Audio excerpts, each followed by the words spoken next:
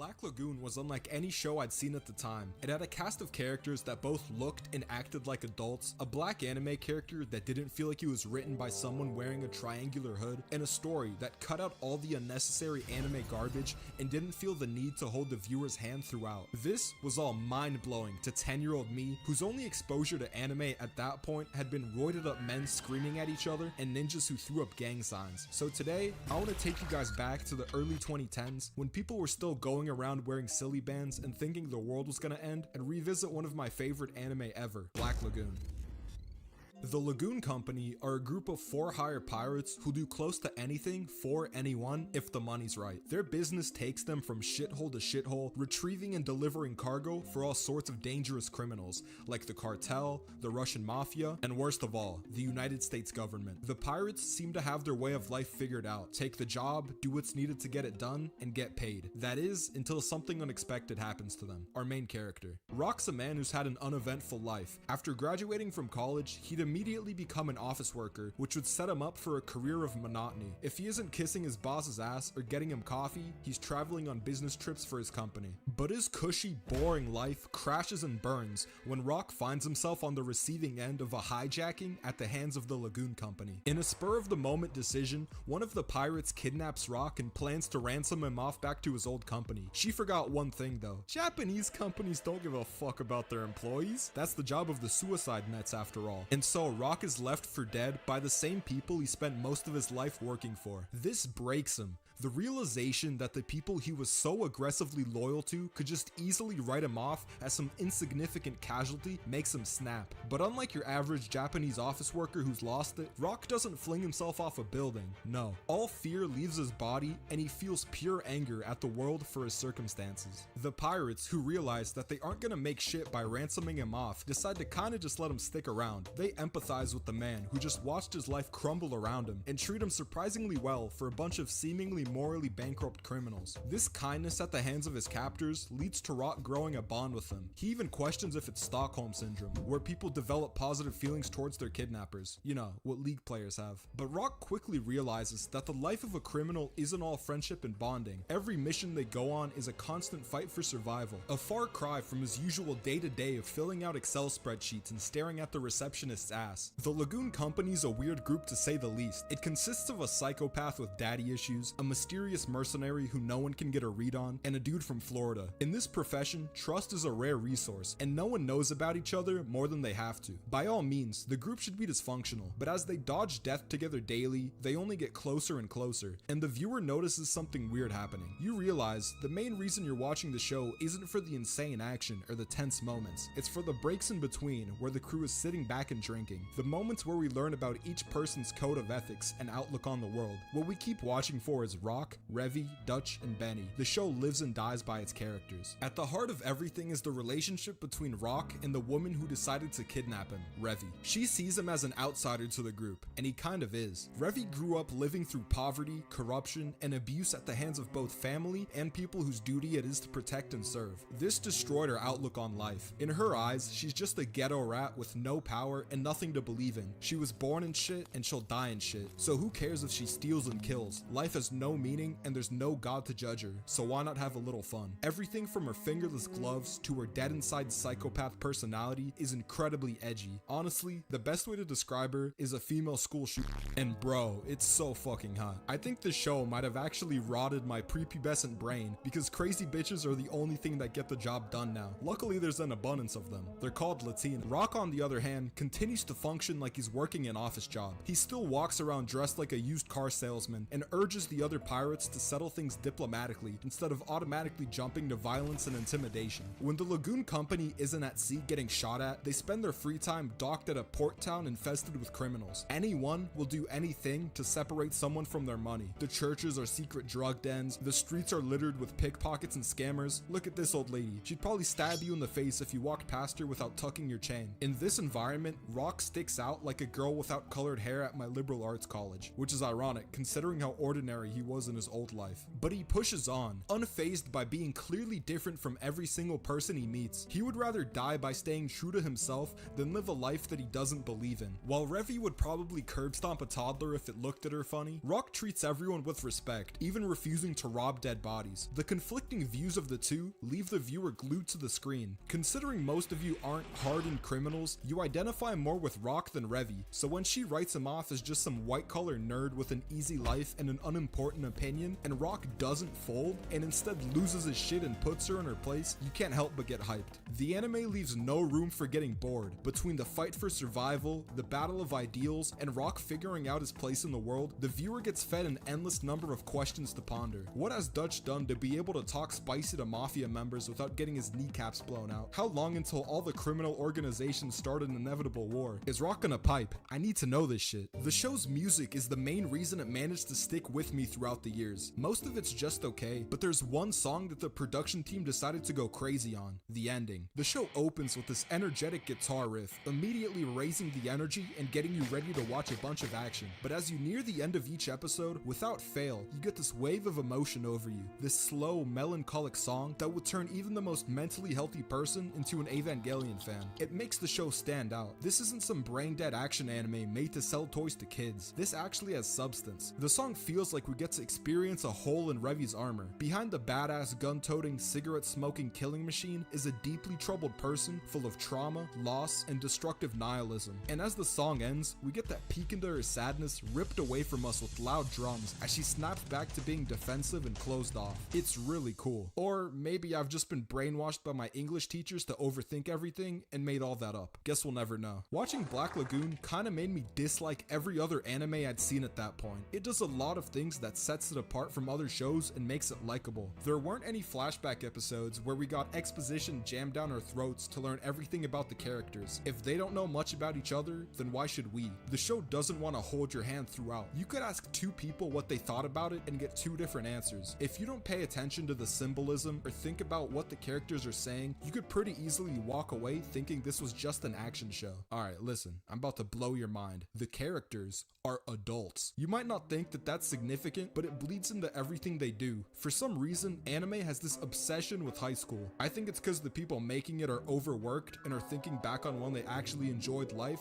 but your guess is as good as mine. The problem with this is that high school is a boring setting, and the characters are written in a way where they can get away with having brain damage. I knew something was wrong when Rock walked in on Revi waking up half naked, and there wasn't some unfunny nosebleed panty shot joke that happened. It makes the show so much more watchable. It made me realize how much I disliked dumbfuck teenage anime characters. This also means that the show's pretty safe to recommend. There aren't any lolis, no unfunny anime comedy. You could actually try to get others to watch this without making them think that you're a pet. Black Lagoon is actually funny, which sadly means that it couldn't be released today. In a period where people spend their free time engaging in performative activism on Twitter for attention, a time where multi-million-dollar companies will bend over and take orders from idiots farming likes on the internet, this show would get shit on immediately. Revi says whatever the fuck she wants, whether it's insensitive. You're not cut out for this. Watch my hands. Retarded monkey could do it. Or straight up racist. You ready, Chinglish? Yes, Twinkie, I'm ready. You don't forget when we finish job, I carve some meat off your ass, stupid whore. To be honest, I'm surprised she didn't throw in a couple hard R's while she was at it. Keep in mind, these are criminals, bad guys who kill, steal, and extort people. They aren't bound by societal expectations. They don't have a NordVPN sponsorship gripping them by the balls and policing their language. Why the fuck would they care about self-censoring themselves when they're running around and headshotting people? The show isn't without flaws though. Like a white woman who can't afford plastic surgery, it shows its age. The intro looks like it was made in iMovie, the villains are all paper thin and talk like comic book characters, the bad guys all have the aim of a person suffering from Parkinson's, and when the leader of the mafia speaks Russian, it makes me want to forget the language. But despite a couple of minor hiccups, Black Lagoon remains a show that deserves to be remembered. What at first glance just looks like any other action anime is instead a refreshing, easy to watch collection of realistic characters who each feel like they have emotion, leading the show to take a place in your memory as something you can look back on and remember fondly. At least it did for me. I don't know, you might think it sucks.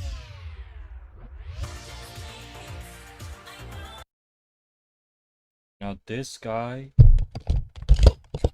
Now, this guy right here speaks exactly what I was thinking, chat. This is what I'm talking about. Black Lagoon could not be released today. To me personally, the reason why I personally love Black Lagoon is its dialogue is 20 times more realistic. It's actually fun. It's actually entertaining. And you know what? Everything he pointed out, no wonder why, bro. No wonder why I don't like watching too many animes nowadays. Is because all the animes are always based on high schoolers. High schoolers, bro. Every fucking time. High schooler, high school, high school. It's like these guys, I don't want to say the P word or anything like that, but it's every time the setting has to do with high schoolers, and I can't stand it. Look, I like seeing a setting with adults, young adults in their 20s, their 30s. I would rather see that. That makes it more of a fun setting than whatever the hell this new wave of trash is. No wonder why I'm also lacking in the anime department, because I've also stopped watching a lot of animes. I'll be like, I want to watch something, and the next moment, I'll go to sleep. Something is wrong, ladies and gentlemen, with anime. To where the fact that we have so many high schooler scenes or environments that it's honestly disgusted me low-key. And now, ever since I saw this anime, and I'm grateful I watched it in maybe, I think it was 2020 or 2021, and I finally got to it eventually, I was just happy I get to actually watch adults. Adults, people. No corny bullshit, no none of that. No nosebleed seats, just like he said. Nothing corny, just realism at its finest. Yeah, of course, there was a bit of racism here and there. I don't care, I'm making an exception for it. You know, usually me, I wouldn't make an exception, but I gotta say, like, I'm happy that Black Lagoon was that anime that made me realize I like watching something with a lot more casual dialogue. Which casual dialogue, as how I word it, is in a way where you're speaking normal. And you're not speaking in some sort of strange tongue. I could tell when it's casual dialogue when the people talk like normal people, like in reality. I don't like it when they're talking like a superhero or a cartoon character or something like that. It makes me difficult. It makes it difficult for me to even watch, let alone even read the subtitles if that's the case. That's why I sometimes go for the dub, because it just makes it feel a lot better, the sub. But either way, both of them are the same thing to me. Guys, we gotta stop watching these. We gotta make it clear to these manga artists that we're done with high schoolers. Stop with the fantasizing over minors crap. Stop being a Minecraft YouTuber. How about that? Let's fantasize over young adults and adults and up. Let's make a scene around them, around a 30-year-old. And thank God that the main character of one of these new animes called Kaiju number 8, I think it's number 9. Correct me if I'm wrong. I don't care. You know what I mean. And literally, the scene revolves around the adult. Thank you. Thank you. Someone.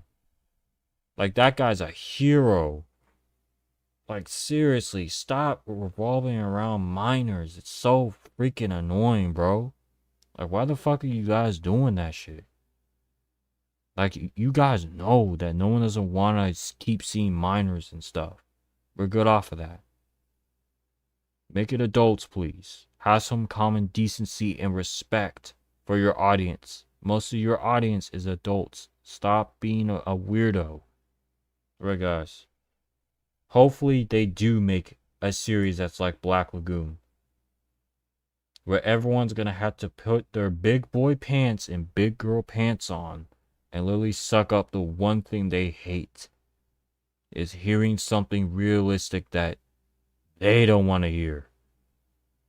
Anyways, chat, I'll see you guys in the next video. Peace.